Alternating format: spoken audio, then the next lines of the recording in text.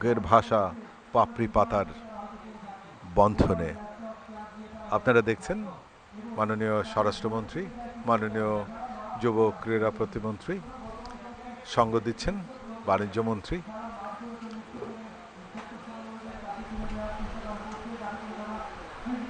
বেশ আস্তে আস্তে তিন বাহিনীর সম্মানিত সেনাপ্রধান জনাব ওয়াকারুজ্জামান তিনিও এসে মাঠে উপস্থিত হয়েছেন। আমরা আরও দেখছি তিন বাহিনীর প্রধানদের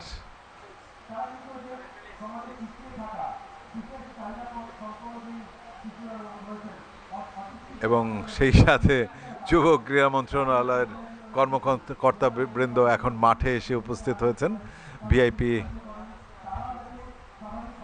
বক্স থেকে বেরিয়ে। রংপুর বিভাগের আরেকটি আক্রমণ 1-1, বেশ আলতো করে টোকা দেওয়ার চেষ্টা করছিলেন, কিন্তু এই আলতো টোকাটার প্রয়োজন ছিল না।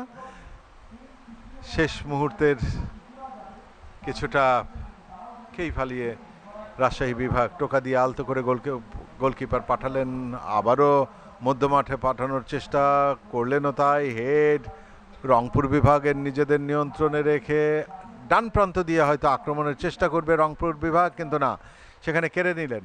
আবার বাম প্রান্ত ব্যবহার করবেন হয়তো, না, শেষ পর্যন্ত বলটি রাখতে পারলেন না, চলে গেল মাঠের বাইরে।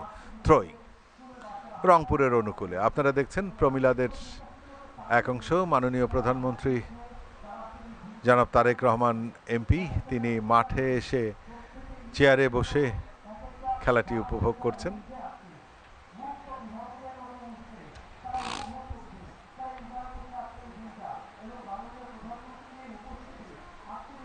রাজশাহী 0, রংপুর 3। সম্ভাবনা, সেই সম্ভাবনা জাগানিয়া পরিবেশ বিদ্যমান মাঠে, কিন্তু তারপরেও শেষ অর্জনটি হলো না রংপুরের।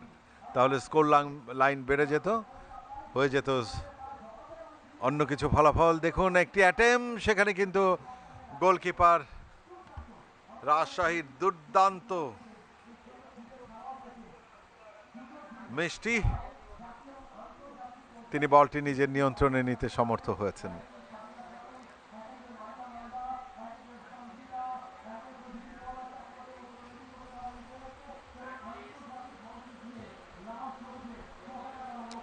লম্বা করে থ্রোয়িং করলেন, হেড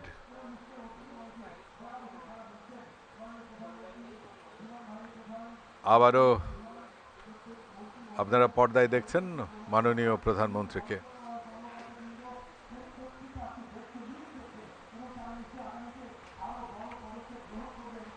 থ্রোয়িং, লম্বা করে থ্রোয়িং করলেন, ইয়ারে বল পাঠিয়েছিলেন ঠিকই, কিন্তু বলটি রাখতে পারলেন না। আবারও ডি বক্সের ভেতরে একটি সম্ভাবনা, কিন্তু ক্লিয়ার করতে তৎপর রাজশাহী বিভাগ, কিন্তু কেড়ে নিয়ে রংপুর বিভাগ লেফট উইং ব্যবহার করে ঢুকে পড়ার চেষ্টা করছেন সদ্যনামা খেলোয়াড়, কিন্তু কোনো খেলোয়াড় না থাকায় লক্ষ্যভ্রষ্ট। শেষ পর্যন্ত কিসকো বলটি নিজের নিয়ন্ত্রণে নিতে চেষ্টা করেছিলেন, সেখানে মিষ্টি তৎপর ছিল গোলকিপার রাজশাহীর, বলটি নিজের গ্রিবে নিতে সমর্থ হয়েছে।